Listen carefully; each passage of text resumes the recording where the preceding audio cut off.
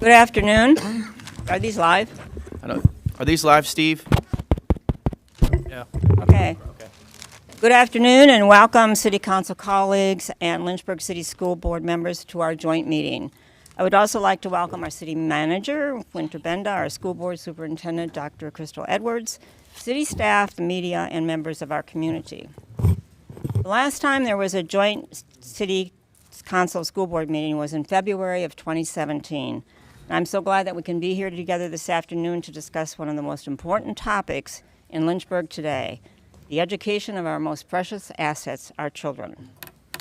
Today we have 16 people, 2 hours, and 3 topics, the last topic of which both bodies have discussed extensively over the past few months. As a result, we will move expeditiously through this process. By a raise of hand or acknowledgement, I will recognize you if you have remarks.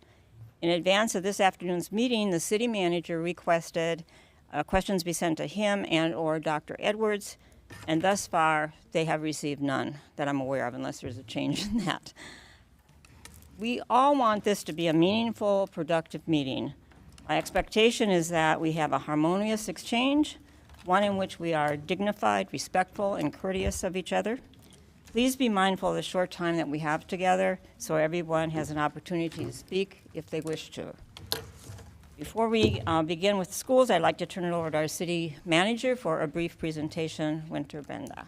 Thank you, Madam Mayor, Chair, Dr. Coleman, and City Council members, and school board members, and Superintendent Dr. Edwards. Quickly, I sent you an email yesterday, and I've just arrived here just over 7 months ago, and I wanted to say hello and greet you in person. My name is Winter. I get to serve as this city's, the best city in the Commonwealth's city manager. My wife and I, just over 7 months ago, arrived here. Oldest away is at college, and 2 youngest are in Lynchburg City Schools. So we're big advocates and big fans of public schools. My wife, by way of training, is a kindergarten teacher and taught until our girls were young, and then she made sure that the ship was ran right. And so we come from that background, and I wanted to, if anything, just say hello, and then also give a little bit of context on the proposed budget. There's some newspaper articles and some other things that have been out there as far as to an increase between last year and this year. And I've asked our Chief Financial Officer, Donna Witt, to quickly kind of give a little bit of context on what that is and what that looks like before Dr. Edwards proposes the school's budget. So, Mayor, if it's okay, may I have Ms. Witt come to the podium and briefly explain, just between last year and this year, some of what the increases look like. Absolutely. Thank you, and good afternoon. I think there's a lot of confusion that's easily there when you look at a large budget document like ours. But I just wanted to make sure that everyone understood that the $595 million is the city's total budget. And within that $595 is also schools' full budget. That's our all funds. So not only the city's general fund that is supported by our tax dollars, but also water resources, the airport, which are supported by fees, our grants fund, and also the city schools and GLTC as component units of the city. So when you look at that $595 million and what it encompasses and the increase of that 37%, I know that's a large percentage, but $79 million of that is in the city, what we call city capital, which includes the cities and the schools buildings and our assets. And of that $79 million, $32 million is part of our ARPA funds that have come in to support that capital fund. Then $55 million of that 37% is from our water resources capital funds. And of that $55 million, $25 million is ARPA funds, and then $25 million is another state grant, which is the Virginia Clean Water Revolving Loan Fund. And then $8 million is in the general fund. That's an increase for our public safety, trying to make sure that we can recruit and retain our officers. And then of that, $28 million is actually part of the school's component union. You've got $23 million in additional grants compared to current year, as well as another $4.6 million from state funds. So I just wanted to just briefly help you understand what is in that large number, and that part of that is your school's budget. So thank you. Thank you, Ms. Witt. Thank you, Madam Mayor, and turn it back to you. Thank you. And now I would like Dr. Coleman, Chair of the Lynchburg City School Board, will now say a few words as he introduces our superintendent, Dr. Crystal Edwards. Thank you, Madam Mayor. Greetings to everyone in attendance and viewing. This afternoon, we are in the middle of March Madness. In the world of sports, when you see the potential of your players and the players may sustain an injury, the team will invest more in those injured players because those players may well improve the chances of the team winning the championship. So in the words of a former school board chair, Susan Morrison, LCS wants to be the very best that we can be in the state. We don't want to be good, we want to be a championship school system, and we are committed to making that happen. Therefore, we need in Lynchburg City Schools to retain and attract the best team of professionals to pour into our urban school setting with various gaps that need attention. Unless we are willing to acknowledge that it is okay for many of our children who have experienced in the past the symptomatic manifestations of cyclical poverty, and most recently 2 years of a pandemic, to be permanently incapable of navigating life with successful outcomes, our City Council and School Board must be willing to work together to provide the best use of tax dollars to provide resources for the comprehensive development of our children, especially those whose life circumstances have placed them in an undeserved disadvantage. To this end, I now turn the floor over to our caring, competent, and courageous superintendent, Dr. Crystal Edwards, to discuss our school budget-supported LCS FY 2023 budget proposal. Thank you. Thank you, Dr. Coleman, Madam Mayor, members of City Council, school board members, and my partner over here, City Manager Bender. Thank you for having us this evening. I'm actually going to move to the podium so that you can see the presentation and speak from there. And I'm going to get out of the way so that you can see clearly.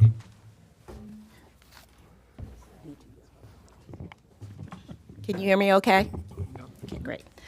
So tonight we are here to give you the short version of the Lynchburg City Schools budget. We have been in our budget season since January and have given the school board several presentations which are available on our school board website if you'd like to see the full long version of this, but in the interest of time, we sent over a lot of documents, and thank you, City Council, for reading those in advance. But for the purpose of this presentation, we've shortened it a little bit because we do have a lot of things on our agenda and several questions. And I will try to answer as many questions that I may have received either informally through this presentation as we move along.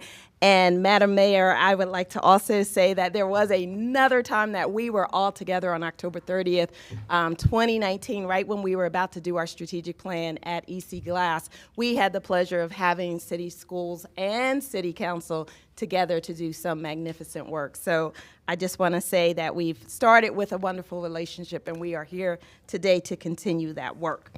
So let me get to the presentation. Just a little bit about who we are in terms of staffing. We have several schools, an early learning center, as well as alternative programs, and this year a virtual school program as well, being part of our Lynchburg City School family. We like to serve every child by name and by need. Whatever that need is, that need can be met here in Lynchburg City Schools. You'll see our full and part-time employees listed up there. 90% of our work staff work directly with children. And if you look to the back of the room, you'll see a whole bunch of people who spend the bulk of their day serving, teaching, supporting, and working with our staff. We have a lot of our school personnel, principals, directors here with us tonight because they care about Lynchburg City School children.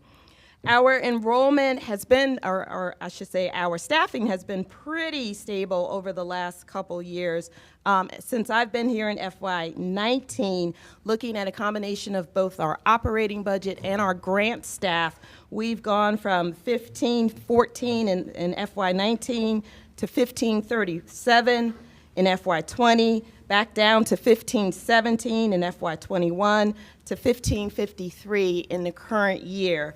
And I must add, in the current year, with all of the CARES funding, some of the staffing that we also have are temporary staff positions that are 1 or 2 year positions like contact tracers and our lunch monitors and some of our interventionists who we've hired under this CARES money for a short period of time to help our students through some challenges that they have.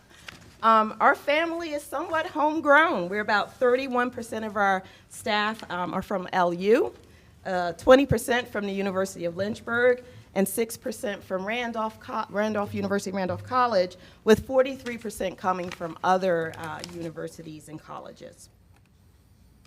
Our enrollment.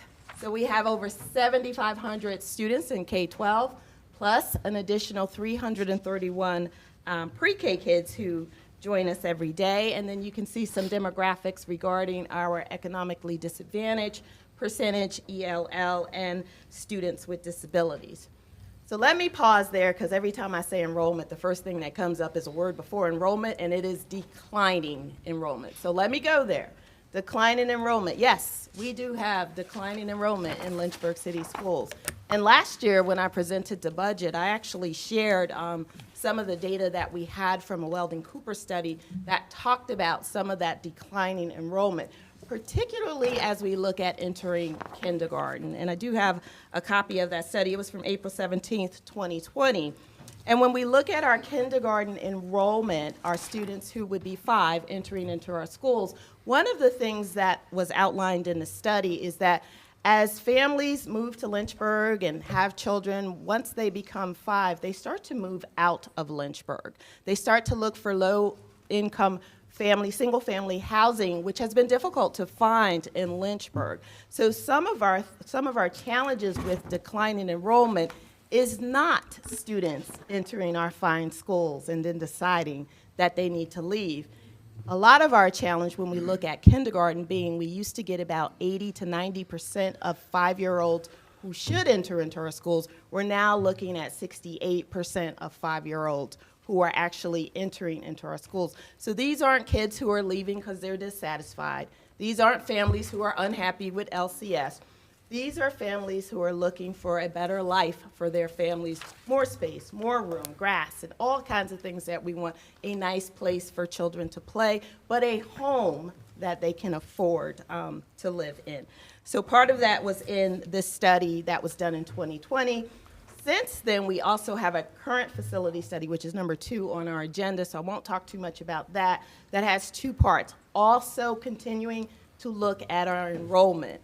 So I've heard things that Lynchburg City Schools has kicked this can down the road by picking up the can. We're not kicking it. We're going to tackle declining enrollment, and we are prepared to do that in the current school year and the school years to go forward as we look at our demographic study. April 19th, we're having a board work session where we're going to get more information about the demographic study. And then we're going to go on a Monday community conversation in our neighborhood. For the next 5 Mondays, we're going to engage the community on what is in that facility study, what's in that demographic study, what are the facts, what does that mean for us as a community as we look at the hard questions of our school enrollment, school rezoning, school closure, school consolidations, all of the tough things that a good school system is ready to take on. But this community, which cares about its kids, want at the forefront of that the best educational services for our kids. So we will be moving forward with that. Another thing that we looked at out of the Student Services Department, we get something called the in and out report. And real simple, it's how many people are moving in from the counties, moving in from private schools, and how many people are leaving Lynchburg City Schools to go move to the counties or move to private schools. And that's been pretty steady over the last 4 years. We have about 2.3% population moving out and 1.5% population moving in. So we don't see a lot of trends of a mass exodus from Lynchburg City Schools. A little bit on our demographics. What do our schools look like compared to our city? I've shown this a couple times in terms of the difference of the children who are sitting in our classrooms versus the residents that make up our wonderful city. And much like some of the things that we are seeing in the city, we see it in our classrooms. We see behaviors escalating in our classrooms. We see behaviors escalating in our city. We see violence escalating in our children. We see violence escalating in our city.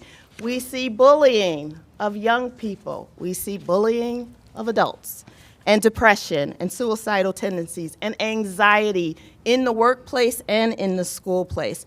This pandemic for the last 2 years has affected all age groups everywhere and not just in Lynchburg City schools. And we as a community and as a school must do our part to make sure that we address, attack, and almost eliminate the ill effects that this pandemic has not only had on our children, but recognize that our children go home to families and communities where they are also affected by this.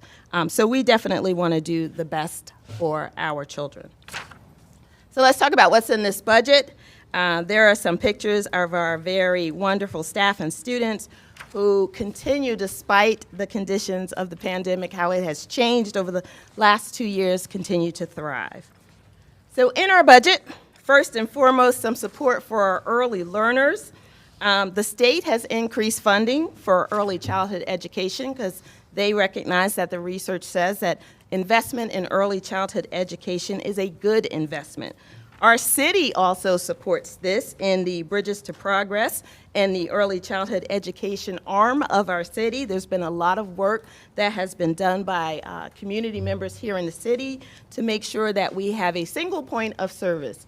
We work in collaboration with Head Start, Smart Beginnings, private preschools in our community to try to make sure that every child is served who can be served. But even with that, this year we opened up a pre-K 3-year-old class, 14 slots, waiting list, over 300 students.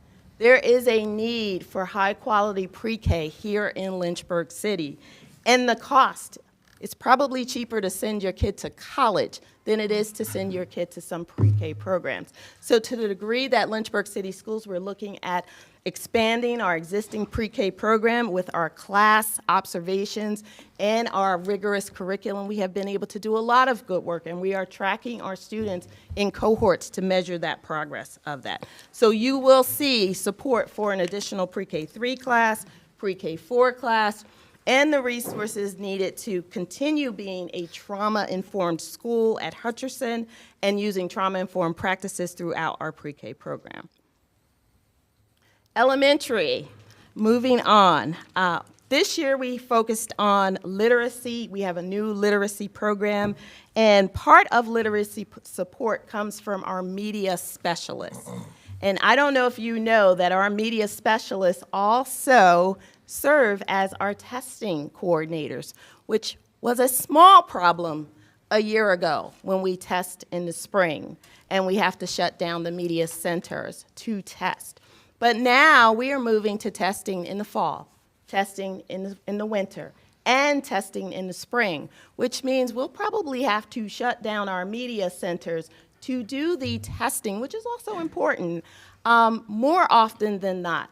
That is a critical resource for our students. So we want to make sure that while we meet the testing requirements and while we do due diligence in making sure that we implement those assessments with fidelity, we also partner our media specialists with our reading specialists, with our literacy coaches, with our elementary teachers and staff to focus on early literacy. A child who can read and read well can access all other curriculum. So we have to take pause and make sure that we get that right. And because of that, we have this part-time position to take that responsibility off our media specialists and get them back to the job of what is their primary love in helping our children enjoy literacy.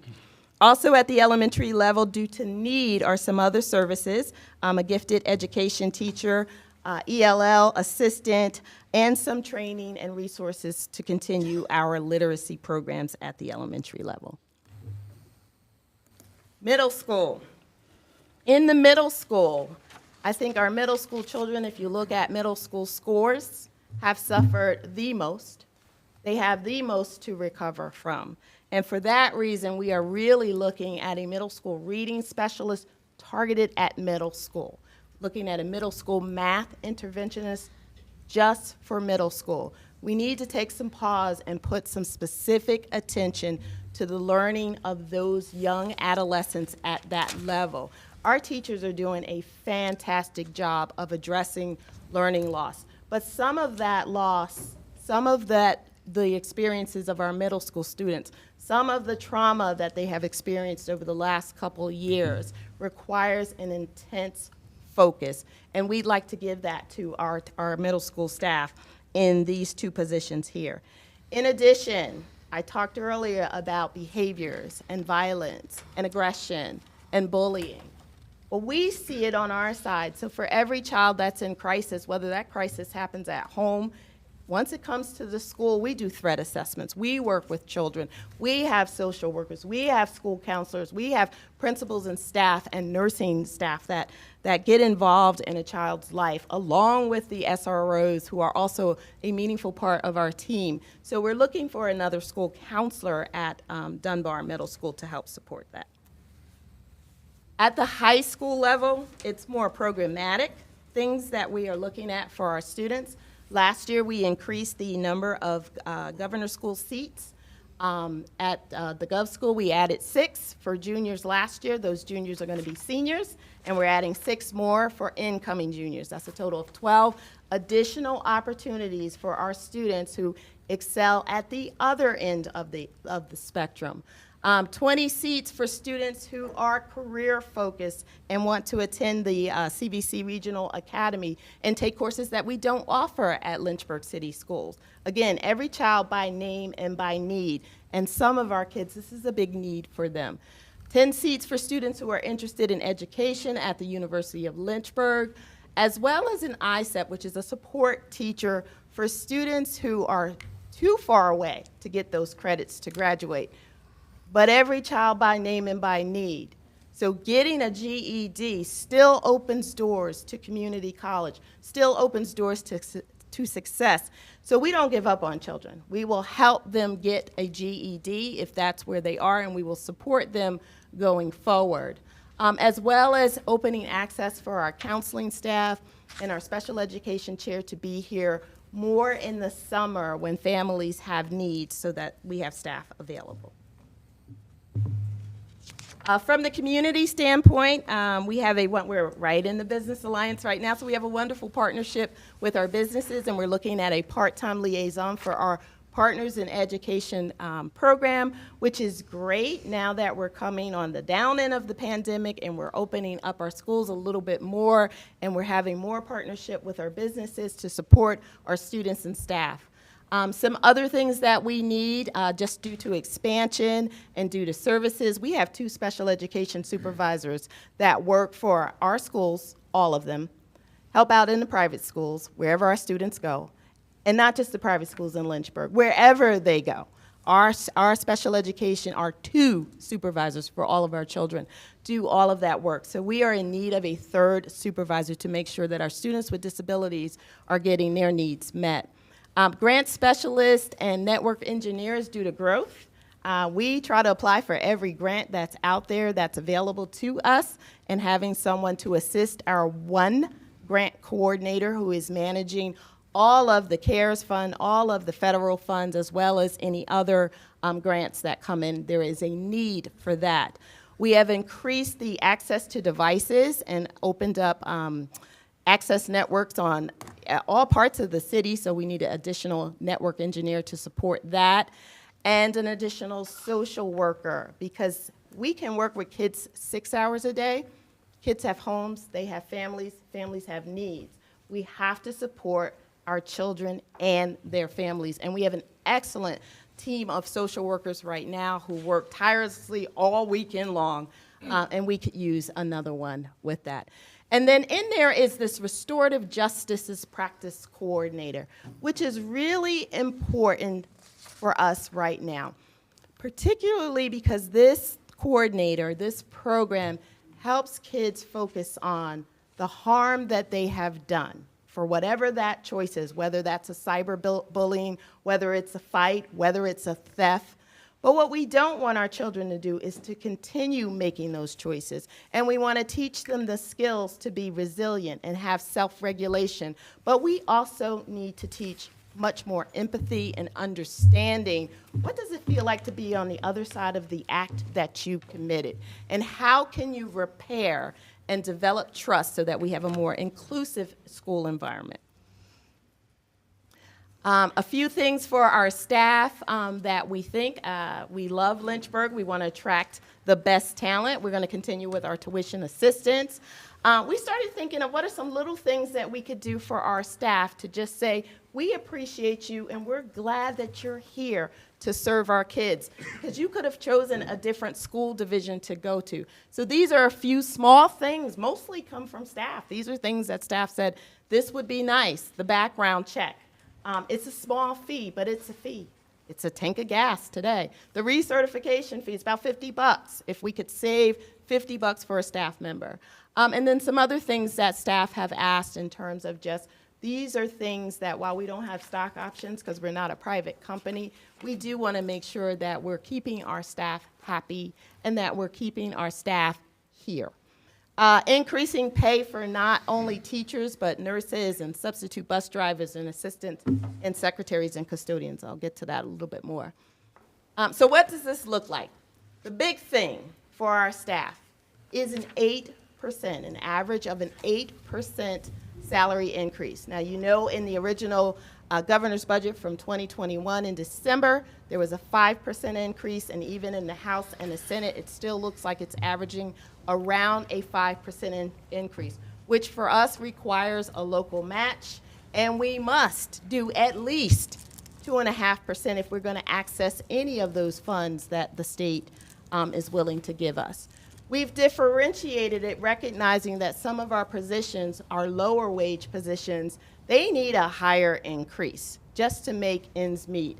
And I know that this council is concerned about living wage and that you've taken some action and some proposals to ensure that our city staff, which we all appreciate, those of us who live here, we get fantastic services from our city staff.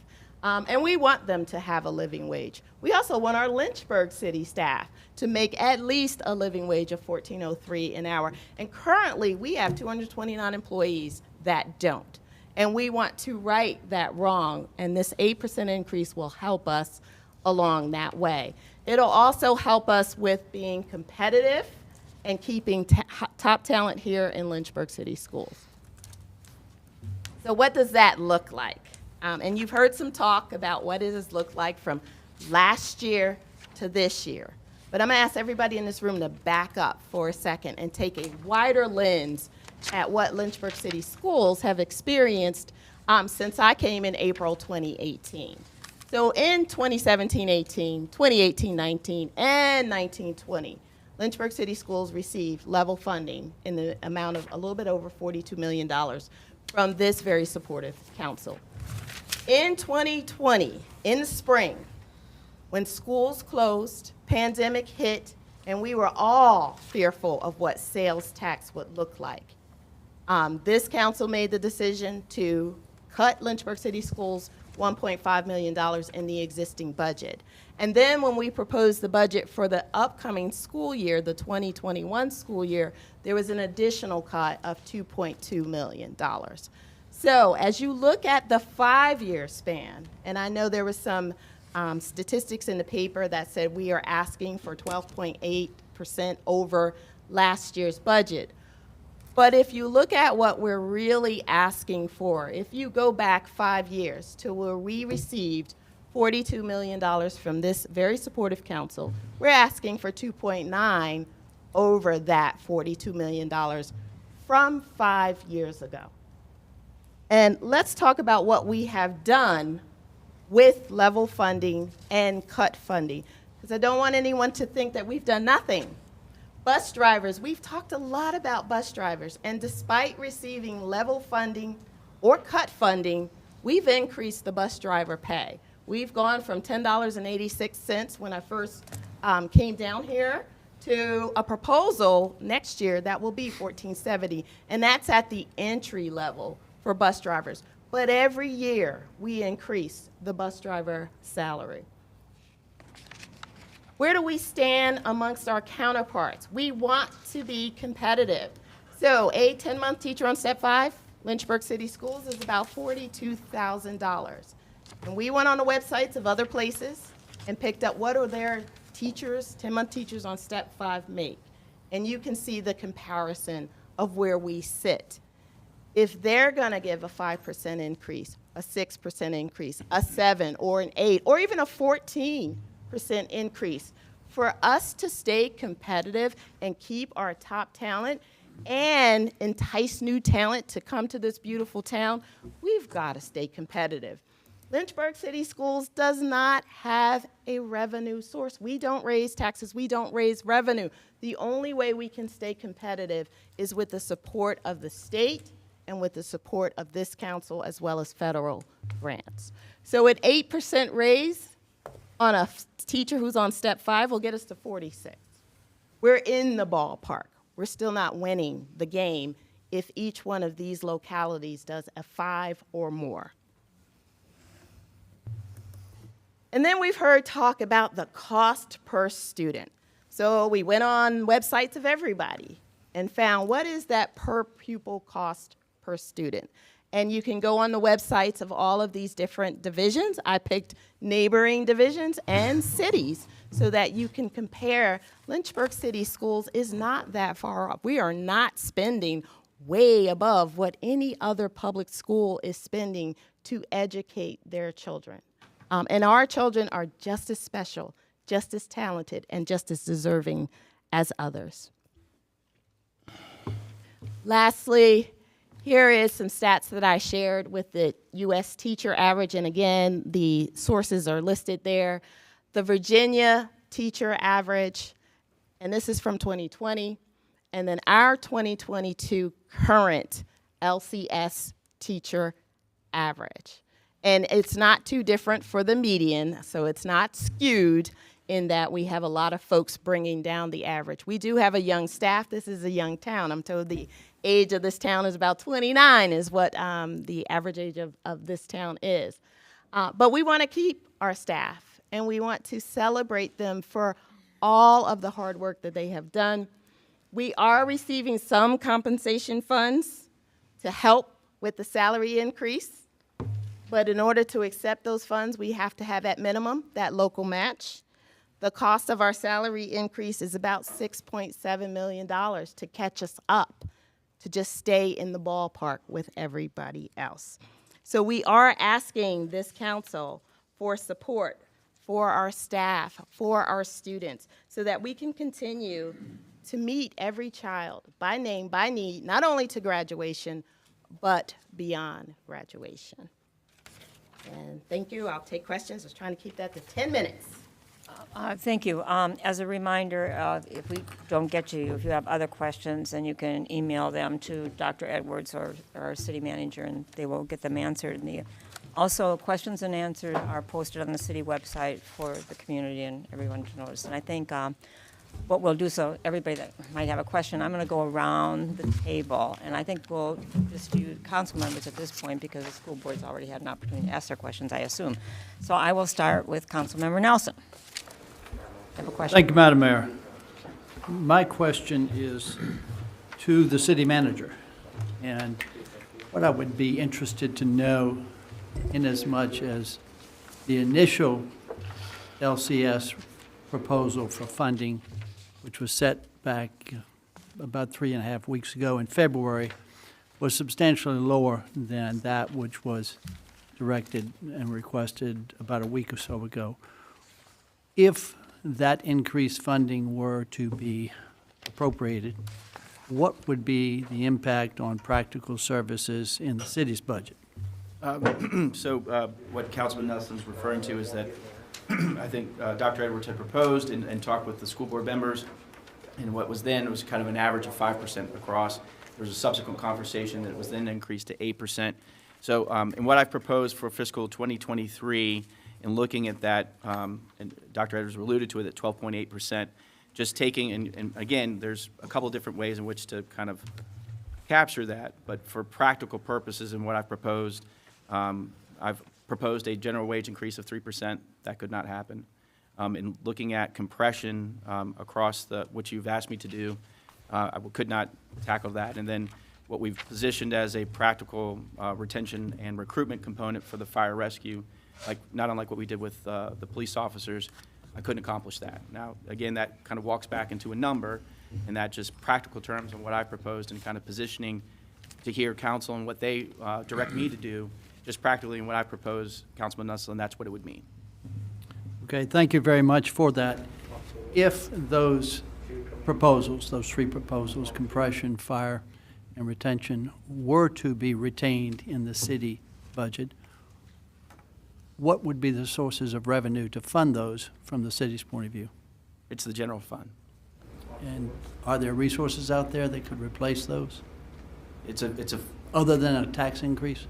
No, sir, it's a finite pie, and you understand, and Ms. Witt kind of explained how that works, and there are different funds, and those all funds that we talk through. The general fund itself is a finite piece of that overall pie that as we enter any one fiscal year, we propose certain ways in which to cut up that one piece of pie.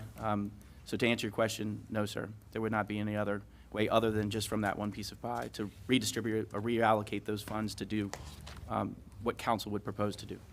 Okay. Thank you. Let me ask you this. I think you had provided council with some figures regarding the end-of-year fund balance that has been identified with the schools over the last 5 years. What is the average fund balance that has accrued within the city schools budget at the end of the last 4 years? And this is meatball math, and this is, again, I can get more of a determined number, but just over about 3 million on average. Thank you very much. Madam Mayor, that's all the questions I have. Thank you, Councilmember Helgeson. If we can just keep it to one question going around so that everybody has a chance, and then you can email the rest. Thank you. I guess there's lots of things to discuss about what's here. So I'll focus on, I think, one that's really critical. You had put on here Roanoke in comparison, and, you know, it's interesting how everybody loves to compare against others. And everybody loves to kind of skew different things, which I believe this is skewed, to their advantage. So when we look at this one, for example, that I see on here as Roanoke City, if you look at the actual standards of quality, the SOQ positions that are funded in Lynchburg versus Roanoke, Lynchburg has 22% more positions than Roanoke. So one simple thing to do to give the raises to the teachers is have a whole lot less people than what you have when you compare them to city averages. Because what you're doing is you're spreading that money around a whole lot more people. When you look at what is a city such as Roanoke, what is their average number of teachers to student ratios? What's their average other cities comparatively? You can look at those, the same thing with Norfolk, and you can look at any other city. And if our staffing ratios are that much higher, that's where the raise went. The raise didn't go because, oh, council didn't want to give it. And I recognize we can kind of pit one group against another. But the fact of the matter is that when we're looking at where that raise goes, that raise has gone because of the fact that you haven't closed schools. I know we talked about this, you mentioned in 2019, the fact that we were going to do something about it 3 years ago, but not anymore. Now we're not going to kick the can, we're going to do it. Councilmember Helgeson, do you have a question? So I have a statement, actually, is what I'm No, I saying. had asked for questions because. So I'll figure out a way to ask it as a question at the end then. So, so when we're looking at the number of school buildings that are out there, we've talked about this for not just the last 3 years, but the last decades of losing thousands of students, as I think the report will definitely show. With that, I appreciate the fact that we're now going to do something as far as consolidation, as far as looking at SOQs. But did we look at that in our budget? And this is, I guess, to the school board members. I recognize I appreciate your time and your volunteers, and it's lots of things that you count on the superintendent and staff to bring. Could we direct the question to Dr. Edwards or the city manager, please? Okay. I thought this was supposed to be a discussion between two bodies. Is it not? Am I wrong? Am I at the wrong meeting? I thought this was, isn't that what Councilmember Wilder was talking about, where council and schools can talk about things that we think are really critical and not. I had a really good talk privately with Dr. Sinha, and which we had a lot of good conversation about talking about what we can do to make, what I think we can do to make things better. And so this is one of them, and I think, so I will direct that. Have you looked at the SOQ funding, a way to not just say, we're going to give everybody a raise, but look at the staffing ratios and compare those, not just with the counties, and I recognize we kind of say, oh, we're not going to look at counties, but other cities. We have some of the highest staffing ratios in the state. So the answer to your question is yes, we do all the time. And we actually took one of your strategies and used it with the bus drivers. So part of the $3 million in fund balance is that we're seeing unfilled positions remain at the end of the year unfilled. And while we may have had a sub in there, the cost of a sub is less than the cost of the staff member or teacher. So with the bus drivers, we did look at that, and we did take some of those positions and say, hey, we're not going to get 30 bus drivers, so let's take 10 and use the 10 to increase the salary for the existing ones. It works, but let me tell you where it doesn't work. Right now, I have 9 math teachers at Lincoln Middle School, 9 math teachers at Dunbar Middle School, and I have 4 at Sandusky Middle School. And I have very few applicants, qualified math applicants. But those 4 teachers at Sandusky Middle School are doing the work of the 9 teachers. They have given up their prep period, so they teach all day long. They tutor kids throughout their lunch. They teach all day long. And that's not to say that the 9 at the other 2 middle schools aren't. But that's not a sustainable thing to say, let's just take those 5 positions off the table and give that money to those 4, and let's tell those 4 teachers to continue doing a schedule that is impossible to sustain. So yes, where we can do and collapse SOQ-funded positions, we absolutely do. But where it doesn't make sense to do that, where it starts to compromise the education for the students, no, we don't. We work diligently to still try to find staff. Thank you. Just to be quick, I'll ask our city manager. So I appreciate what you've done with the budget. You recognize that the state is giving like 4.6 million more, and the state and the locality share in the cost of education with the composite index, right? So if the state gives more, that many times that's taking the pressure off the local taxpayer. Was that something that you looked at in your budget, in your presentation? It was a bit of that, yes. It was also generally looking at the return to fund balance and overall each year how big it was and taking that into account just generally. And also coming back to what Councilman Nelson just realizing that there's only so many ways in which to kind of carve up that piece of pie. And I did my best in talking with each of the 7 council members as to what was of import. We settled on some priorities to include public safety, infrastructure, quality of life, economic development, and one other that, for whatever reason, cannot come to my mind at this moment. Lifelong learning. Thank you very much. And so part of that is doing my best to mirror back what I understand important for each of the 7, plus that means your constituents. And this is that opportunity, Councilman Helgeson, that if I haven't got it perfect, if I haven't got it right, then that's the feedback that we get. Thank you. Dr. Tweedy? Thank you. I appreciate the SOQ conversation.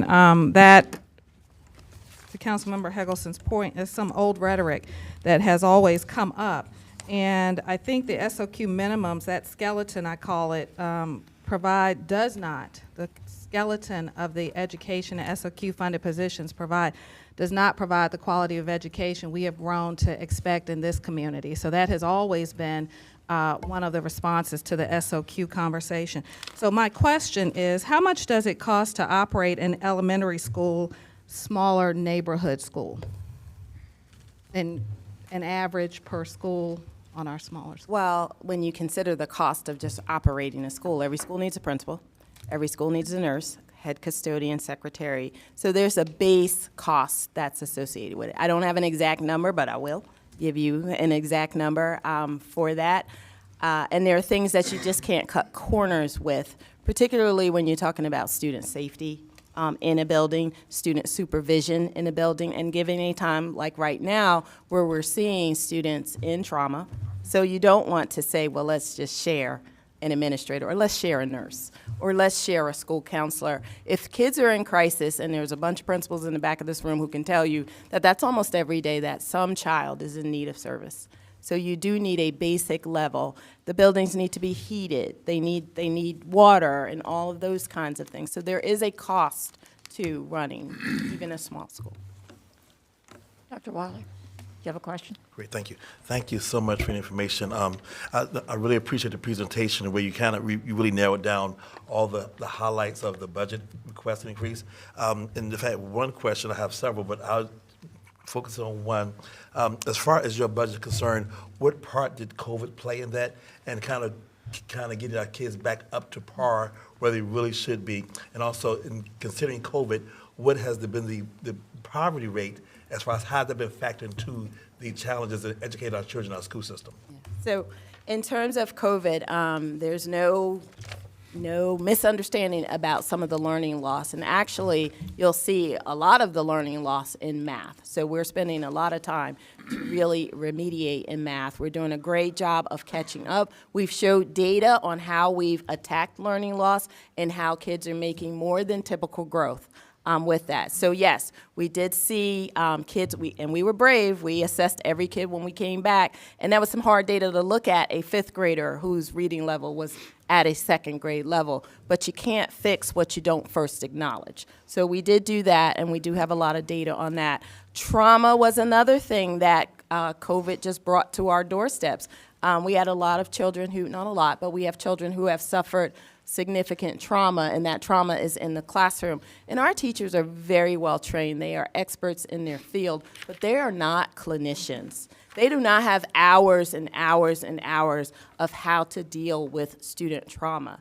And even for our students who aren't in trauma, some of their home lives have changed. I've granted a lot of superintendent placements to just stay put because they've lost the home that they were in and they have to go someplace else.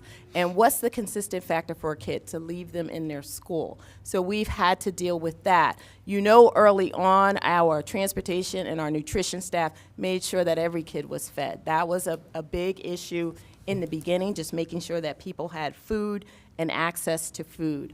So we continue to see that. Quarantines, the COVID, when we had to close school and have remote learning for small periods of the time, we were in a hybrid. All of that impacted our students and our staff and our ability to deliver high quality instruction. The people who come to work every day, when you're doing your job and someone else's because your colleague is out with COVID, it draws on you sometimes.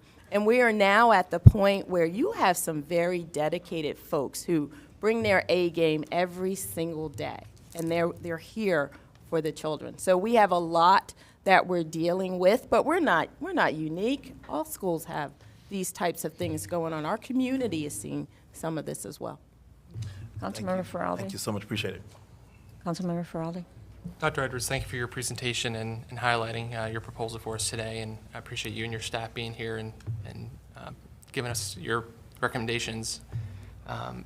My question is not geared towards staff. My question would be geared toward Dr. Coleman and the mayor. And if the proposal today is to have a question per item, that would be 3 questions for each council member. Over the past 8 or so months, I've provided at least 8 questions to the school board in writing. Of those 8, maybe 4 have been responded to with the language, "Thank you for sharing your concerns with the Lynchburg City School Board." And that's the extent of the email. No questions being answered or directly responded to, with exception to Dr. Harvey, and I commend you for it, and Dr. Gupta. And so my question to you is, what assurance can council members have that their concerns or questions will be accurately addressed if we're going to be utilizing email after this meeting for getting information to questions? Thank you, Councilman Feraldi. I appreciate that. I can only indicate to you, as I believe I do in most instances, I will respond to the email, and we will respond to it promptly and with as much information as we possibly can.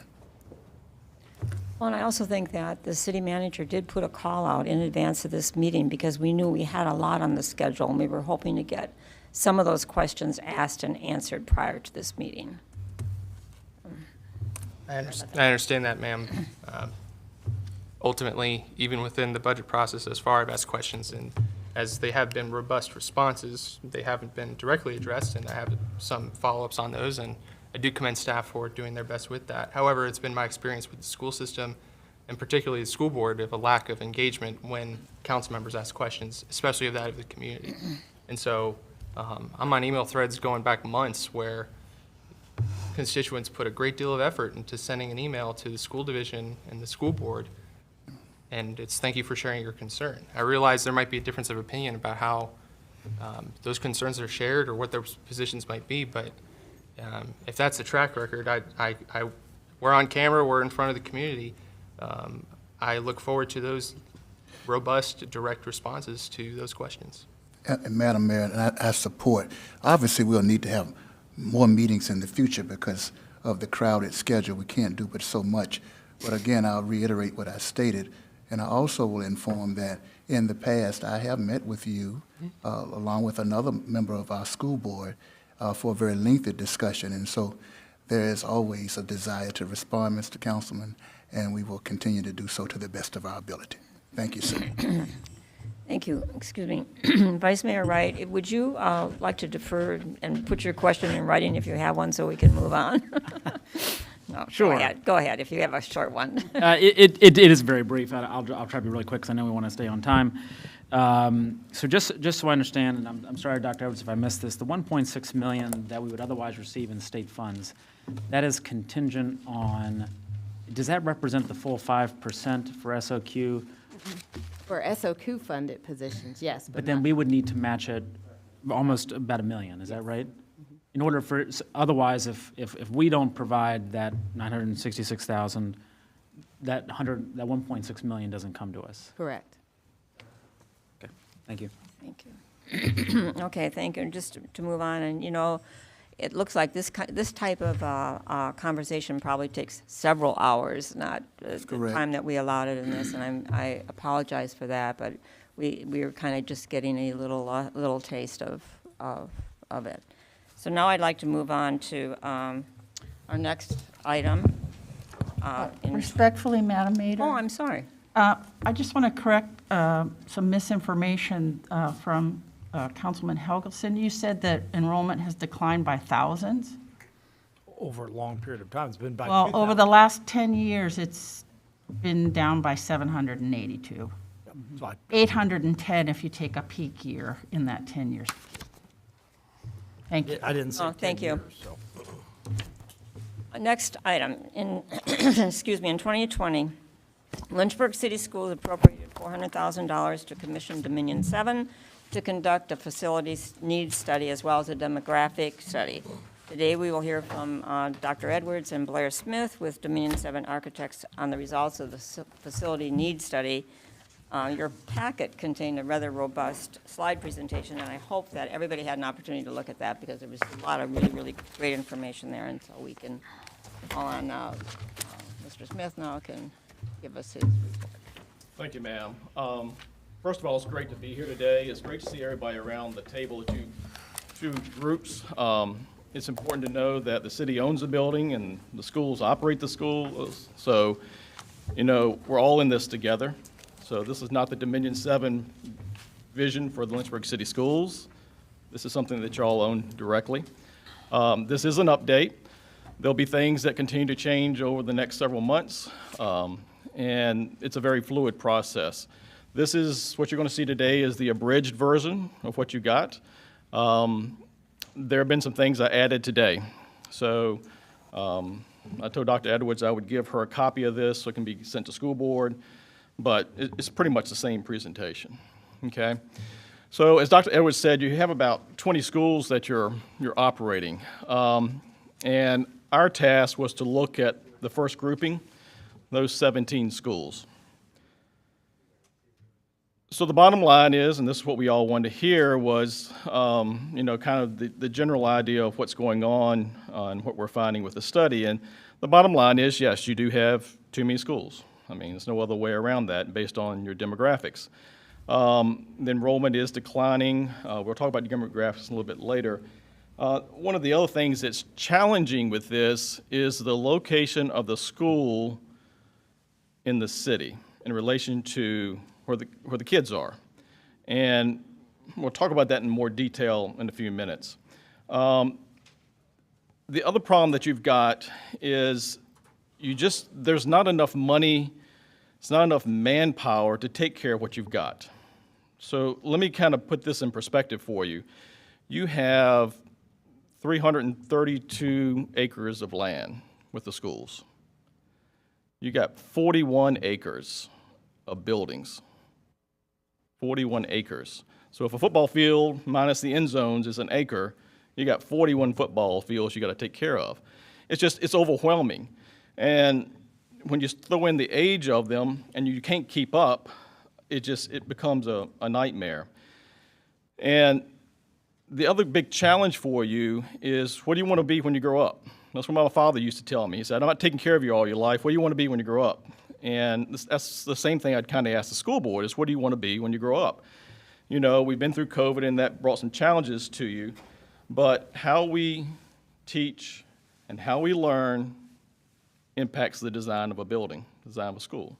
So that's the challenge that you have. Now, there are some short-term opportunities. Could you consolidate some schools now? The answer is yes.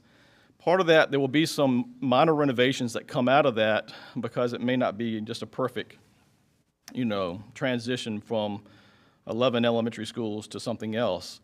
There is CARES money out there that is being used to correct some of the heating and air conditioning systems, so that's great. I don't think this is a 5-year CIP window. This is, to take this and get it right, is going to be, decades, to be honest with you. I mean, we have funding limitations and we have logistics. It's going to be a challenge. And I think what you'll see in the final report when it's done is the focus is really on the elementary schools, more so than the middle of the high. This is what we're doing. There are the 4 items there in blue. The one item in red was taken out of our scope, but we think that it would make sense to bring in a national expert, and we had one when we initially gave our proposed agreement to the schools, to really look at what is the trends, how are we going to be teaching and learning in the future. So let's talk about demographics for a moment.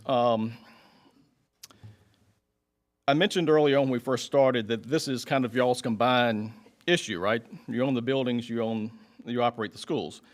So from a demographic standpoint, it's not only important to know what's happening with the children and the enrollment, it's also important to know what's happening citywide.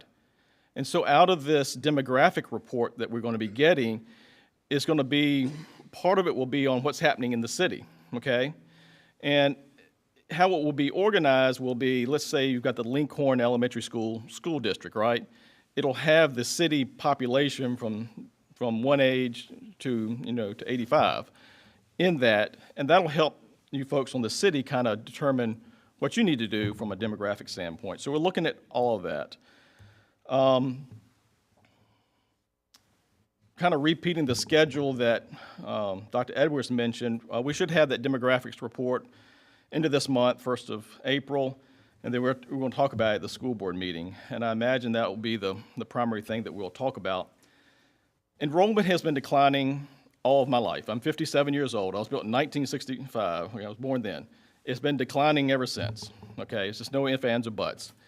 In 1976, at your last annexation, there were 12,000 kids, okay, in the schools. And so the question always comes up, why do we need the same number of schools we had in the 60s and 70s that we do today? Once again, I've said you could probably close some schools based on your current demographics, but we didn't have kindergarten, we didn't have pre-K, we didn't have these specialized programs like, when I was in school, we didn't have to teach English to those who didn't know English, but you do today. And the other thing you'll see in this picture here is probably, 30 kids in that picture? We don't do that anymore. The pupil-teacher ratio varies depending on the grade level that they're in. And so we just don't do that. It wasn't good for the kids and it wasn't good for the teachers.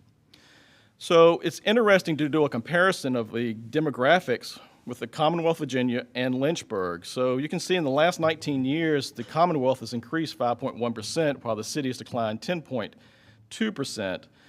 But look at the numbers in red. Those are the numbers pre-COVID. And COVID has had a huge impact on demographics in all school systems everywhere, okay? And the question will be, will those kids come back? And you see that very last bullet there, homeschooling became a big issue during the COVID world. But we also looked at comparing it to the surrounding counties, and I think Lynchburg's done a good job holding on to their kids over these last 19 years because the surrounding counties basically have decreased and Appomattox has been flat. So that's good. A new slide that we pulled in today shows this. So these are Virginia's first cities as an organization. It's 16 cities. And what's interesting is with the exception of Hopewell and the exception of Williamsburg City, James County is probably not fair because the county is why it's increasing. Everything else is increasing in the valley versus what we have around us. Roanoke is not part of that group. They've been relatively flat with a 1.1% increase.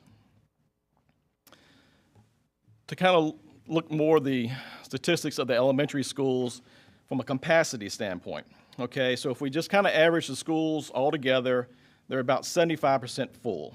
Now, we don't want that. That's too low. We want somewhere between 80 and 94. So let's pick the middle of that. 87% is the magic number, okay? The functional capacities are determined by the pupil-teacher ratio that I mentioned earlier. That's how that's determined. So if Bass Elementary School has 2 classrooms per grade level now, that's the way I calculated the capacity. I didn't change that you'll have 3 third-grade classrooms and 1 second grade. I didn't do it that way. Your average school size is 326. The average size new elementary school built in the state of Virginia is 810. And you may want to ask why, and the bottom line is it's more efficient to operate, okay? I put this in here, just kind of thought it was kind of interesting, is most of your schools were acquired during the 1926 and the 1958 annexation. It's interesting that only 1 school was needed in 1976. I don't know, I just thought it was interesting, so bear with me. So these are the schools that have the highest capacity. In other words, the ones that are the fullest, okay? They're all in the western part of the city, with the exception of Paul Monroe. Now, Bedford Hills, which is the pink area just south of Paul Monroe, had a modular classroom. It's 4 classrooms that was added in 2015. If you got rid of that, its capacity would be 87%. So that could be another circle real easy. But it's deceiving. The problem with this map, and this map was generated back when the schools were integrated, and you're having students from the top right here, which is the Bass District, that are getting bused to Heritage. And look at the Bedford Hills, which is that pink one below Paul Monroe. It just kind of snakes around and goes down to downtown. So they're really kind of messed up. These are the schools that are the least capacity. And all 4 of these schools are a special school. Bass is a 12-month school. The other 3 have special functions. 2 of them are schools of innovation and 1's for the gifted program. You can see that with Deerington, which is the top, kind of the goal is to have about 35% of the kids from outside of the zone. What's in green is what's there, is the number of students that come this year, this school year. And the number like 64 is greater than 30%. But I'm giving you the goal and what's there now. This is really interesting. So this is a new slide for you. So this is Heritage. This is the Heritage Zone. And I'm going to walk over here a minute. This is the Heritage Zone and this. Okay, so we're looking at, it's almost like a weather map, right? It's where it's getting cloudy, and then you have these thunderheads. And those, where you have those red and yellow thunderheads are the density. There are more kids, per area there. And so when we look at Bass at the top, there are a lot of kids that are being bused to Heritage, right? And if those kids were part of Bass, it would be closer to capacity. But here's the problem, is you have to maintain a certain racial makeup in your schools, and that's the reason those kids from Bass go to Heritage. And so this gets really, really complicated, okay? And it's going to take some work to work through all of this. So it's really easy to say we ought to close XYZ school today so we can save some money, but all these, if we start moving boundaries, it's really, really hard to keep the ratios that you need.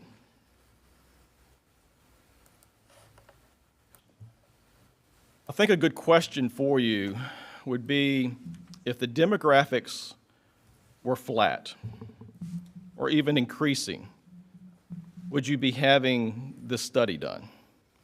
And the answer is you should, okay? And so we have 4 elementary schools which have never had a major renovation, okay? We have some elementary schools that don't have hot water that go to the classrooms. COVID has taught us that we really need to pay attention to ventilation and fresh air in our schools. Okay, we're not there. We have antiquated systems at Dunbar. Part of the heating system at Dunbar is steam.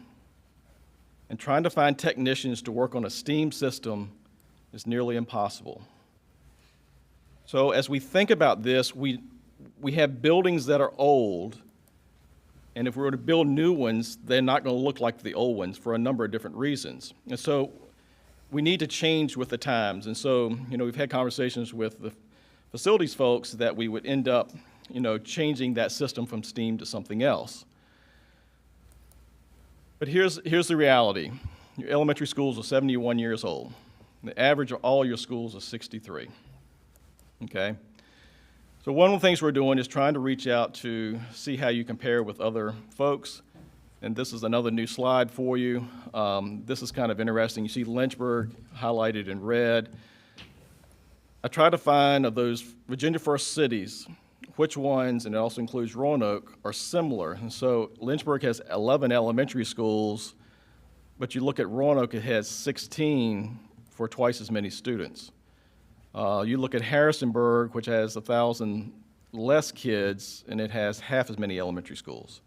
And there's a reason for this that, we can talk about it another day, but we're starting to pull together some of this information.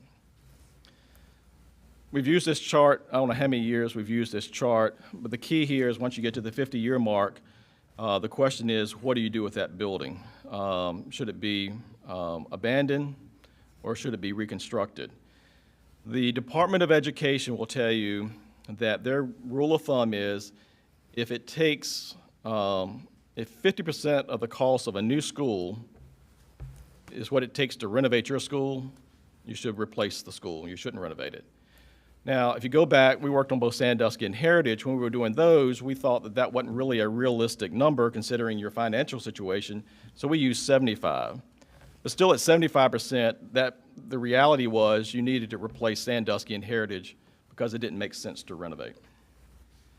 So really quickly, you have only built 3 schools in the last 50 years. I would say that's a concern. One of them is not even in existence anymore. And Heritage, the old Heritage High School, is the perfect example of what you don't want to do, okay? EC Glass is. 13 schools were built between 71 and 52. An incredible 8 schools were built between 1951 and 1922. So that's a challenge for you. I am not a proponent of tearing schools down and doing it. I think we have to be good stewards of our money, and there are other ways of kind of dealing with these things.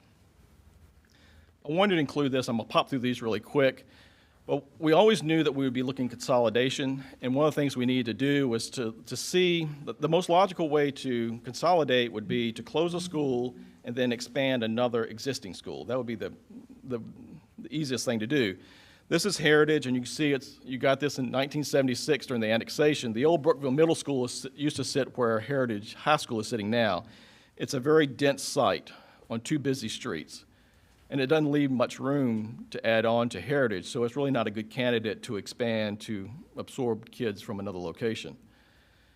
A typical downtown school, I'm showing you Payne, this is true of Darrington, it's true of T.C. Miller. They're inner city schools, which is fine, but they're just on small parcels of land. So trying to expand these is really not possible unless you acquire land. Bedford Hills will be similar to Perrymont. They're bigger sites, but due to topography or other issues, all the buildable land has been taken care of, so trying to expand these is almost impossible as well.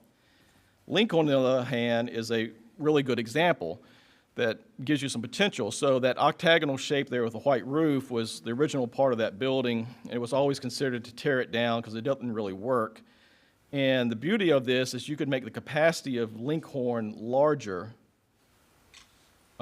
relatively easy by doing this. Then one of my favorite schools is Bass Elementary School. That green line down the bottom is the access to Bass. It's a significant issue with Bass. It's only one way in and out, and you have to cross the railroad track. But you have 18 acres at Bass, which is great. You can put a new school there as long as you got access down those hills to other streets, or you could build an addition there so you could have a primary school and a upper elementary school as a possibility. So there's all kinds of things you could do there. We graded the schools, and since we're talking about schools, we've given them A through F. Bottom line is, of your 17 schools, 10 of them have a C minus or D. That's not particularly encouraging. And then just kind of a quick comparison of all your schools, and yes, you do see the same names show up over and over again.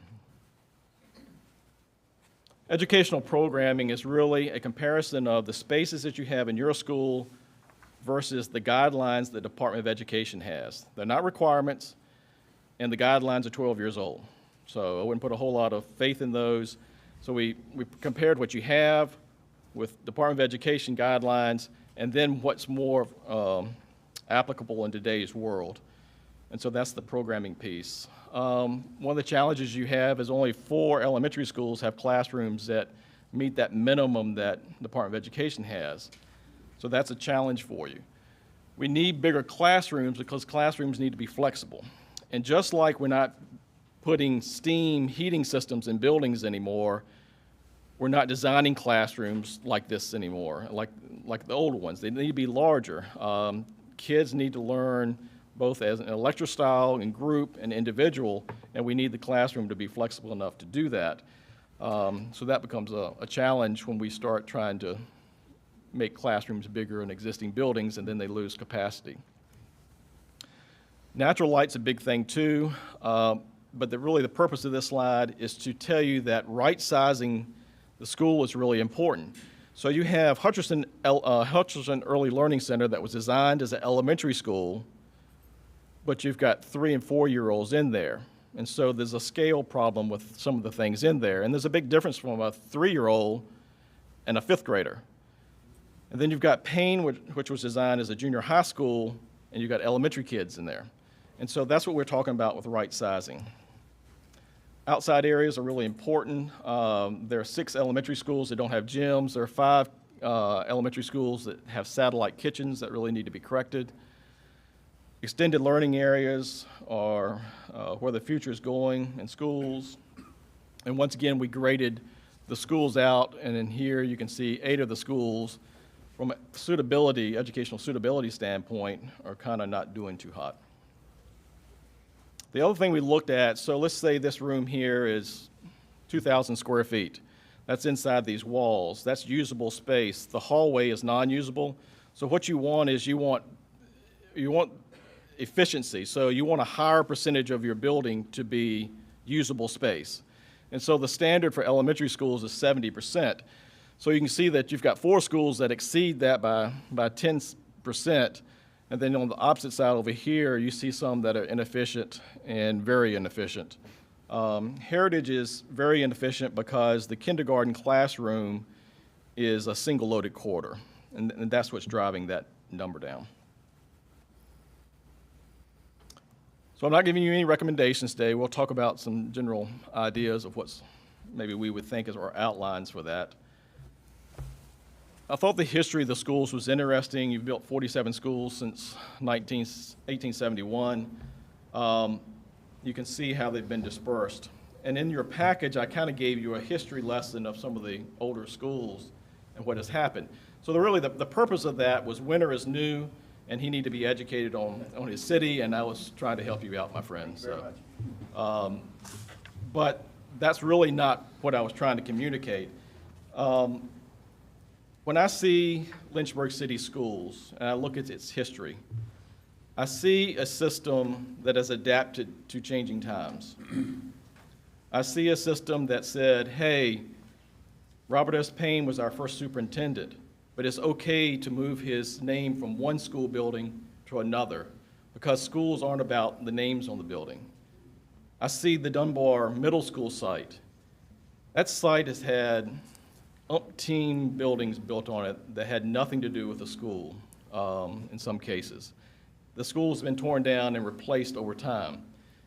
So my message to you is your history is to be flexible and provide what's best for the kids. And the original E.C. Glass High School was down on Park Avenue. I can't imagine those parents ever saying, geez, you're gonna move my kids? Where are you gonna move them? Oh, we're gonna move them to a state-of-the-art facility. And that's really what you should be doing as we move forward. And so I really think this is a watershed moment for not only the school system, but also the city, because I think there's a lot of things that can happen that would be really positive as we start to go down this path. So I think there are 3 potential outlines for options. So if you're really focused on efficiency, you need to build some larger, new elementary schools, okay? That's the bottom line. You need to renovate and add on to some, and that will leave you the balance for maintenance. You may say, oh my gosh, we can't build new schools because we just don't have the money, and maybe there's a middle ground, so it's a mixture of larger and smaller schools, but you still need to build at least one new school. If you want to say, we really like having small schools and, we like having a bunch of them, it's fine. It's okay. But it's going to come at a cost. And so this is all a balancing act as we kind of move forward. And then lastly, one of the things we need somebody to start helping us develop the recommendations. Once again, it's not the Dominion 7 plan, this is the City of Lynchburg plan, and we need y'all's help. And with that, I'll open it up for questions. Okay, thank you. All right, thank you very much for that, Blair. I'm going to go around the table again, and this time I'll start at the other end with Vice Mayor Wright. Do you have any questions? I do not, no. Dr. Sinka, do you have any? Do you have any questions? No. Councilmember Feraldi? Not at this time, thank you. Dr. Brennan? I'd just like to thank Dominion 7 for the job that they've done to get us started in the right direction, and I think there are some huge questions that we have to answer over time, and I think you're helping us with that. We're very interested in seeing what the demographic information will be, which will also help us with where we should go, but you've given us some good challenges to think about. Thank you. Dr. Wilder? Yeah, thank you for the information. I really appreciate it. And my question is, I understand that the enrollment has declined, and you said we have too many schools.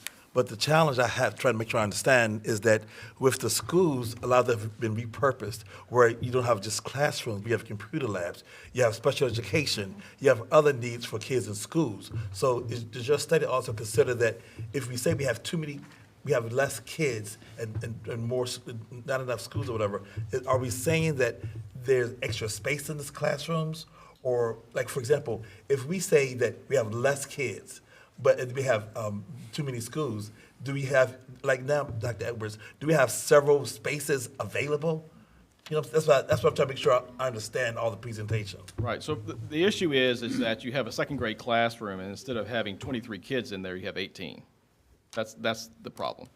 So when we determine capacity, we don't really look at a special education classroom. Even though that teacher ratio is 8 to 1, that's not really determining the capacity of the school. Neither is an art classroom, a music classroom. In some cases, you only have an art classroom, you have art on the cart. So the capacity of the schools were basically figured on the core classrooms, kindergarten through 5th grade, for example. So it doesn't consider all the special needs you need for a school, like special education, like if you're doing like in-school suspension or various needs of that nature. There still needs to be spaces for that. And another challenge that you have in your schools is all of these special programs and a lot of the support staff, like a behavior coach or a literacy coach, right? They're using a closet, they're using inappropriate spaces. And so one of the things you'd want to do is, if you took a school and kind of redesigned it, you need to have spaces for those folks. So that's it. It's complicated. It's just, I guess, the answer. And can I also just add a funding piece to that? Part of our funding is class size reduction money that we also accept, that says that for our K-3 classes, some of our class sizes have to be 18 or 19 in order to accept that funding. So if we deviate from that, and I hear what you're saying, a class of 18 might not be great versus a class of 25, well, we're going to trade that funding in if you start adding more students to a classroom, because we do get some significant funds to keep K-3 class sizes relatively low. Thank you. Dr. Gupta? I just had a statement. Looking at these, looks like they're all in one single line of Ward 2. So I'm hoping as we get your expertise, not leave those, socially, economically deprived students behind, closing all those schools and moving them. Yeah, we actually looked at, which schools fell in which wards and which schools fell in which districts. And yeah, I mean, there's a lot of overlap. Thank you. Dr. Nealis? Yeah, my question's really on what are our constraints in terms of redistricting, and what do we have to follow with regards to, ethnic makeup or, percentages in particular schools? We have a very gerrymandered attendance zone now for that reason. And I think we probably are still going to be pretty constrained. I don't know if that's something that y'all have looked at, or. We haven't looked at it yet. We're kind of waiting for the demographic stuff to come in, and then that's obviously a part of that puzzle, so yes. Are you talking about the federal constraint? Yes. Okay. Oh, thank you. Maybe you can clarify that for folks that are watching that really don't know what that is. Well, to my knowledge, we're under a busing order, and that stems from desegregation in the early 70s, and those orders don't expire. And if we change things, I believe we need to go back and get approval for whatever we're proposing. So it's a big deal, and it's going to get a lot of attention. We're going to need a lot of community input, and I'm just saying this is just one part. And this is the part of this that makes it really hard. If we just said, you need to renovate a school, that's really easy, but it's so many things that come into this. And I think your comment about, the Ward 2 schools, I think there's got to be a better way of serving those kids than maybe how we're doing it, is the other comment I would have, and I'm not sure what that means at this point. Thank you. School Board Member, Mr. Morrison? No questions, thank you. Dr. Tweedy? Thank you. This is very confirming for those of us who've sat around the table a long time and heard a lot of the same information. Dr. Wilder and myself have been on school board, so we have heard many of these facets before. And it's very easy to summarize some of this in just political hotspot moments and or opportunities to just say, let's just do this. But some of us do know that these things exist. This information has been there. None of this is new. And I would probably dare say look to the community and it not be a surprise to many that are sitting in this room, some of the data that has been shown. So I hope we plan to do the right thing as the two governing bodies for the students that are affected, for the families, but I think we have enough of the information to shoulder the burden of making these decisions with the community input and engagement. And I think it's time, it's past time, and we need to go on and get it cracking. Thank you. Thank you. School Board Member Trost. Thank you for the information. Question, are you able to utilize the geographic information systems? I know you presented a map that was clearly made from the geographic information systems, but are you able to utilize that system and then create basically, I hate to say artificial intelligence, but a parameter system where if you put in different parameters, whether it's a mandate from the federal government, whether it's a demographic study parameters, and really have that system tell us, okay, the students from this particular area should be going to this school because it's most efficient while also meeting the federal and state requirements that we're mandated to meet. I mean, is that the next step? So let me kind of explain in the demographics. So every student has a number. So we don't know where, Betty Jo lives, but we know whatever her number is located. And so by the number we know race, gender, age. We know that she may be in the Lincoln district but goes to T.C. Miller. So we know all those things.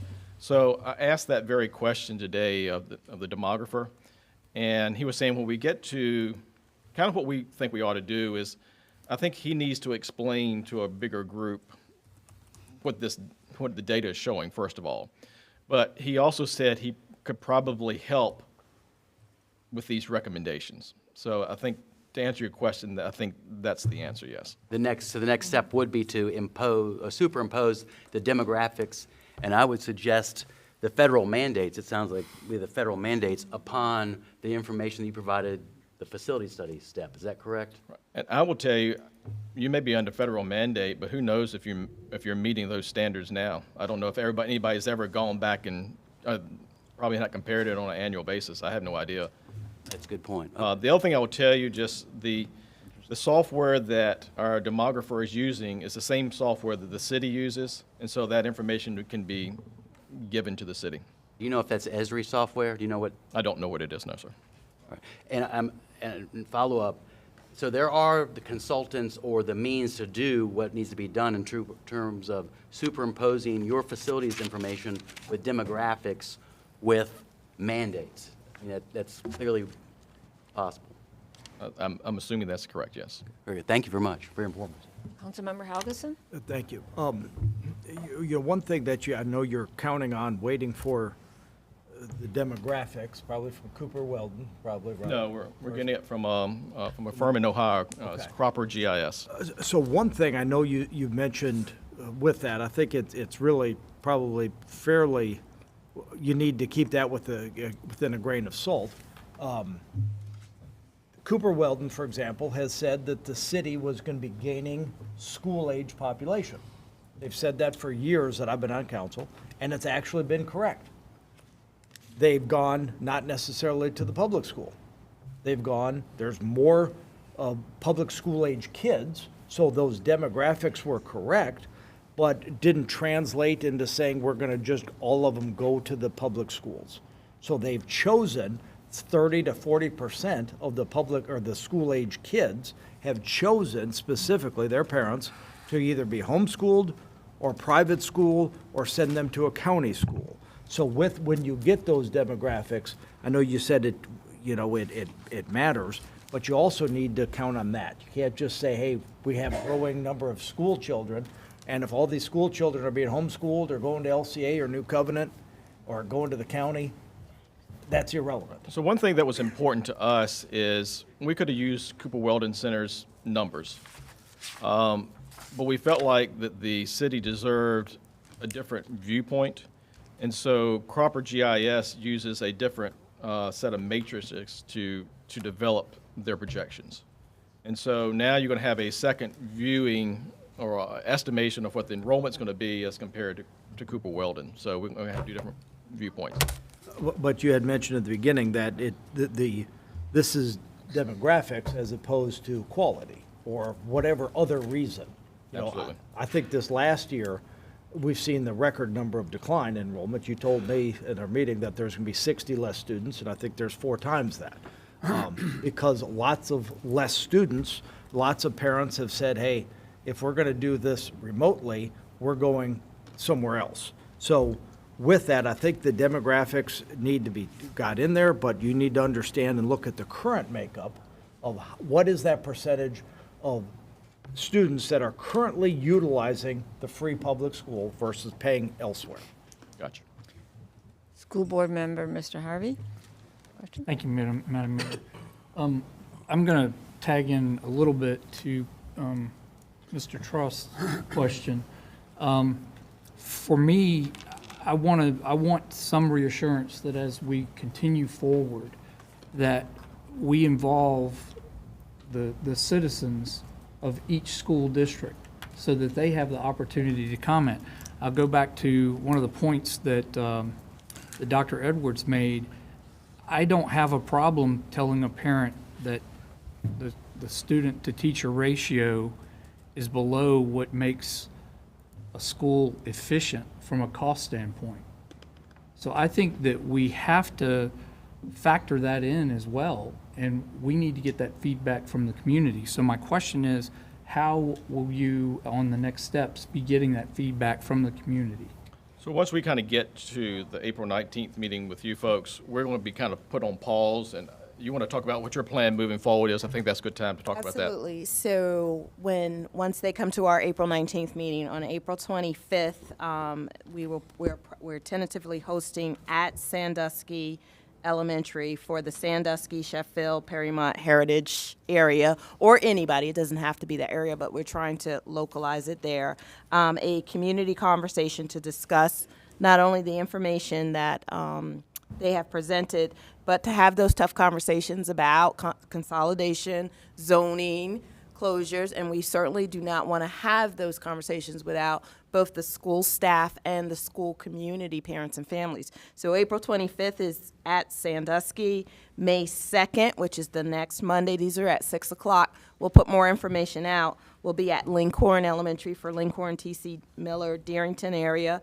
May 9th, Paul Monroe has agreed to host for the Paul Monroe Bedford Hills area.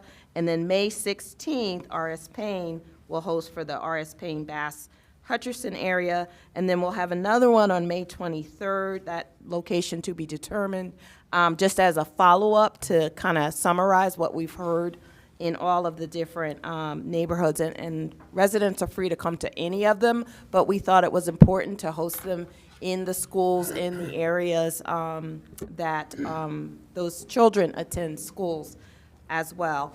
And the goal, I know that sounds like a real rushed every Monday thing, but school's in session right now. Parents are engaged, students are engaged, and by the end of May, school will be out of session. And I don't want our residents to feel like, wow, they waited until the summer when we're not here to start this work and get our input. No, we need your input while you're here, while you're with us, and we will continue to do that work throughout the summer. But I don't want to miss the opportunity because my kids and my families are here with us right now. Councilmember Nelson? Thank you, Madam Mayor. I want to thank Mr. Smith and Dominion 7 Architects for what is a very insightful analysis and report, and I look forward to future reports, but I don't have any questions at this time. Thank you for that. Dr. Carter? Yes, I heard that, I think I heard you say that you were looking at this, or the company, Dominion 7, was looking at this with consolidation in mind. And I didn't think we entered into this looking at consolidation, but just to hear the facts and to present how we can go to the next level. And it does, as a Ward 2 resident, it does concern me that all of the schools that we're looking at really closing are in Ward 2. And another statistic that concerned me is that Sandusky Elementary is considered one of the best, and that's one of the schools that we have looked at making the first changes prior to this study. And just, and we know why the decline in enrollment since 1960. I don't think that's a hidden fact. But I'm just concerned, and also the hot spots. The hot spots, it seems like wherever the big apartment complex is, yes, then the hot spots change, or wherever people are moving. So how do we continue to look at these hotspots? But as a person in Ward 2, a lot of people, we've gone to R.S. Payne, to T.C. Miller, to Darrington, and just to say, we're going to move on, that's going to be, it does, some of these places carry more than just buildings. We have to look at the cost, and then we also have to look at the needs of the students. And as I've gone into schools, I haven't gone lately, but before the pandemic, every school I've been into, they've said how crowded they are. And they are. Things are in the hallways or everywhere. Every space. I know Sandusky Elementary, they had people behind people, buildings behind people, and they were even looking at whether or not that was feasible with some of the privacy issues. And then to say we're going to close so many, well, I think we really need to look at a capacity on paper and a capacity in actuality can be different. That's All right, thank you. Thank you, Mr. Smith, for your report, and I'm sure that we'll, looking forward to, as we journey forward with this massive undertaking. Thank you. Can I ask one more question, since you asked about capacity, that he may be good to answer? Yeah. Be real quick. On capacity, you mentioned that you didn't change the capacity assumptions. Obviously, any capacity assumptions can change your 75%, right?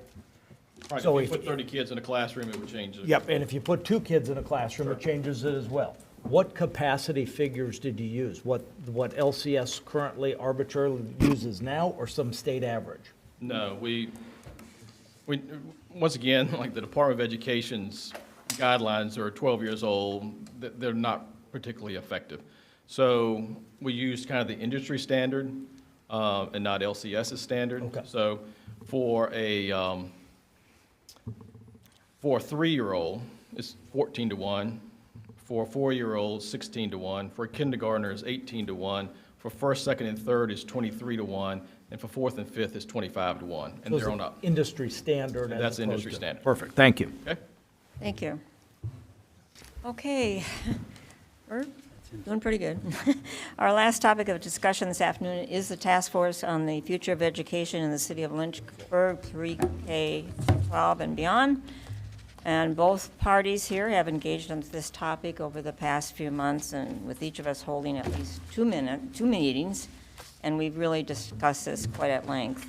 At this time, we are looking at 4 options, which are, number 1, reaffirming the existing charter. Number 2, disbanding the task force. Number 3, reaffirming the role and the need for the task force with a revision in scope. And 4, have the task force and subcommittee rosters create a community engagement aspect to alleviate time and resource constraints on staff. At this time, I invite Dr. Coleman to brief us on where the school board is on this topic after their last vote on Tuesday, March 15th, I believe. Thank you, Madam Mayor. At our March the 15th, 2022 work session, Vice Chair Dr. Sharon Carter made the following motion. I move that we thank the Education Task Force for the work they have done and relieve them of their duties originally expressed in the charter, and have the Lynchburg City School Board continue to work alongside of the Lynchburg City Council with ongoing community input. That was seconded by Susan Morrison. And by roll call vote, the decision was 4 in favor of the motion, 4 against the motion, and 1 abstention. Because the motion did not receive a majority vote from the school board, the motion was defeated. Therefore, the status quo of the previous vote in our January 2022 meeting stands, with the support for the task force moving forward as originally charted. Now, as the matter rests with council, the school board awaits your decision regarding making a determination on the status of the task force. Thank you. So where are we now? Well, each of the 2 bodies have taken votes that resulted in the continuation of the task force in its current form. There is still a great deal of conversation about the future of the task force, with many of us having varying opinions. City Council does not typically cast votes during a work session, so we will take a final vote on this during a formal meeting, a council meeting at a later time. I would probably, if anyone has any, we have a few minutes so we can have some questions about this, if anybody would like to have a more conversation. Madam Mayor, are we having questions or commentary? I have a commentary, but Go ahead. I voted in favor of continuing with the Education Task Force. I know there's been discussion that there's a feeling of a redundancy between the facility study that was just undertaken and the task force. But based upon what I've just heard in terms of next steps, I think more now than ever there's a need for the Education Task Force because in addition to what I said at the school board meeting, there's manpower. They're available. Some of the best minds, I would say, in our city in Central Virginia are willing to step up and help us develop a strategic plan for the city school system, help us develop and add on to what can we do with the buildings, our facilities. And quite frankly, from what I've seen on the school board, and I'm speaking just for me, Trost, that we need the manpower resources to help us develop some of these different strategies. So again, with that in mind, and based upon the presentation that we just saw here, in terms of next steps, I think, again, more now than ever, the Education Task Force is needed. I will say, disheartened to see Mr. Mike Gillette's resignation. Do I say I blame him? I can't. I mean, I think there's been some wishy-washy votes on which way we go with this Education Task Force. But I think now is the time for us to reaffirm the need for the task force, get our support behind the people in the task force, and welcome their help with our limited manpower and resources. Say, go get it and make it happen. And we'll be there to help them and listen to their recommendations. Of course, the recommendations are recommendations, but it's another viewpoint that will be thoroughly investigated based upon the task force piece of personnel I see, and I'm all for continuing it. Thank you. Didn't want to get into a lot of discussion about this evening because I think I'll call on a council member now since we had one school board member, Council Member Feraldi. I would be curious to know which school board members voted against continuing the task force. If my colleagues would like me to share that information, I have no problem. It's public record. It's been viewed. And if I may offer context as to why, previously I've been pretty consistent with saying if we're going to continue the task force, which I do believe we should, if council members and or school boards are voting against continuing the task force, should they be on the task force?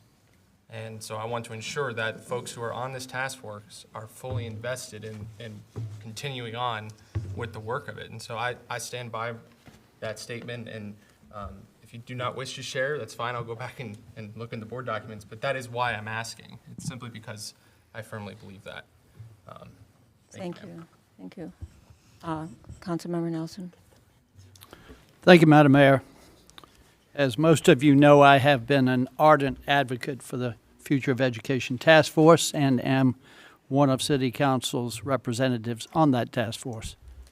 I have several impressions after watching the video of the Lynchburg School Board meeting last Tuesday, March 15, 2022.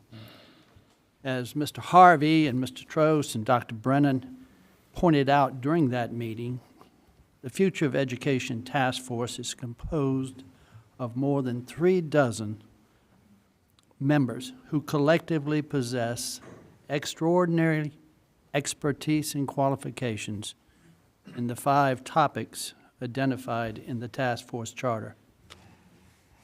During last Tuesday's Lynchburg City School Board discussions, I repeatedly heard distortions of fact, and even that it was argued that the school board would be abdicating its responsibilities and legal duties if it were to seek information from an outside third party like the task force. It was argued that LCS would abandon or abdicate its, quote, constitutional responsibilities if it sought guidance from an independent outside entity, such as the Future of Education Task Force.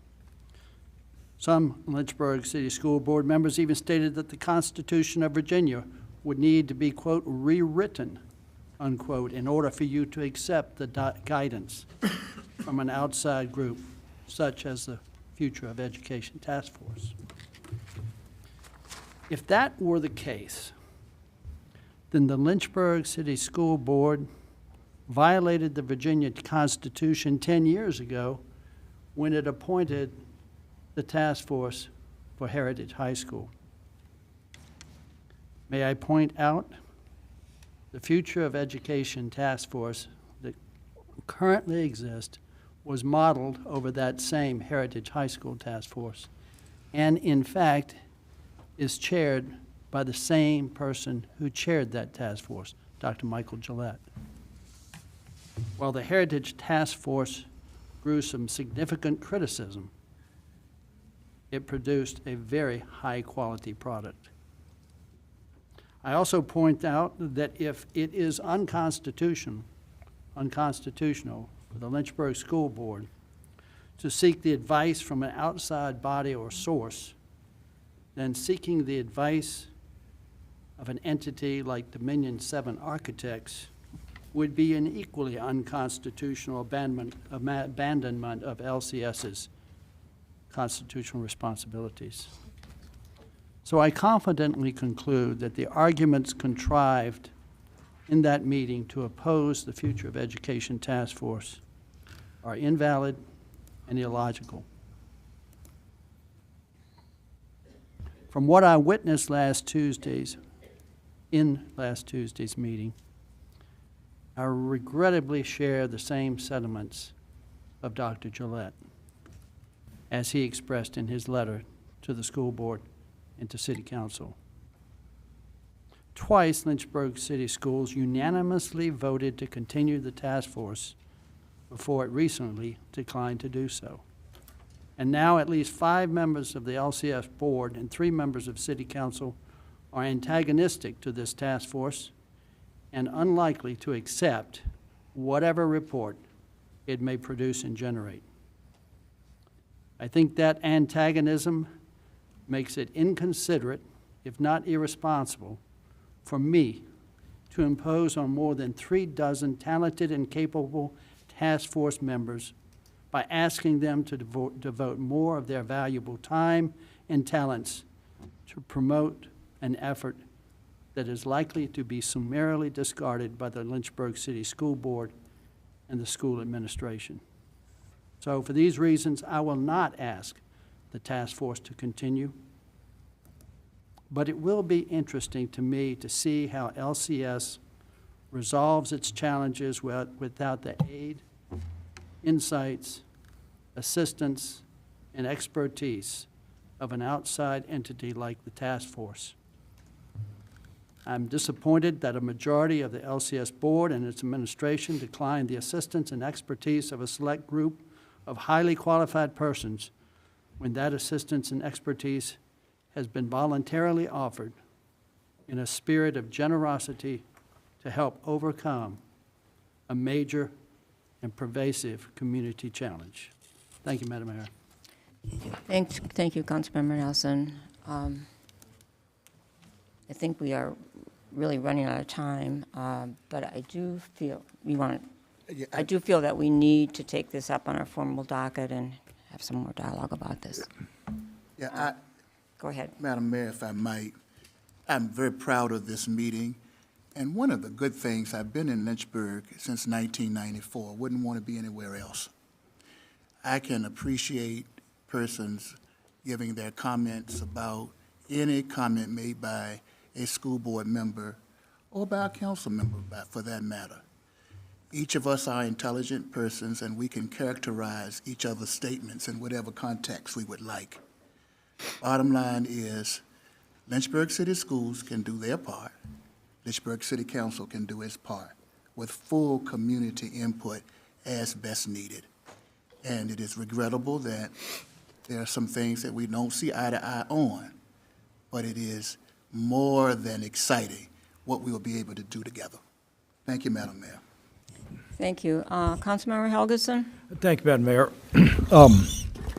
You know, when this first came out, I was one that was a little suspect, but after I saw what the goal and the purpose was, I actually called both of the two folks on a bipartisan basis to say, hey, let's get Mike Gillette. I think he would be fabulous, as Councilmember Nelson said, because he could look at things factually and objectively.